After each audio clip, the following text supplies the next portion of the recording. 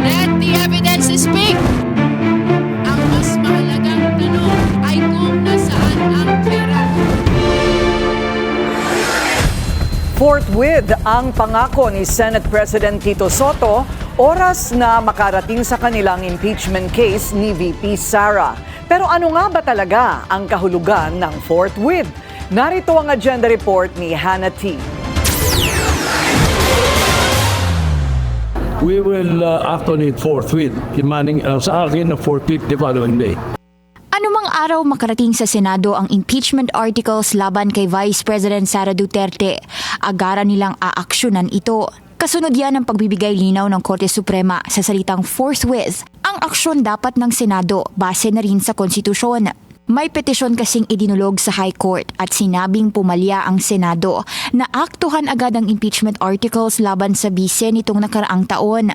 Declared moot at dinismiss ang nasabing petisyon dahil void na ang impeachment articles laban sa bise na idineklara rin ng High Court.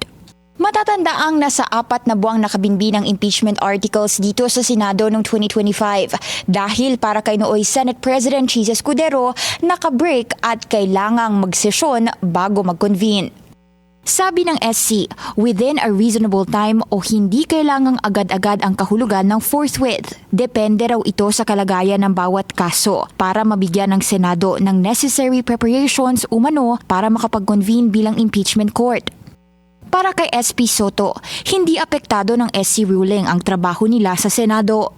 Tama yung decision nila, pero as far as that petition that was filed to them is concerned, not on the way the Senate is conducting itself.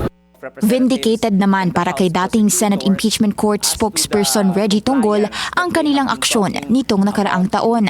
Pinatunayan lang daw ng Korte Suprema na mali ang mga kritikong pumuna sa kanila pagdating sa paghihintay para sa isang orderly trial.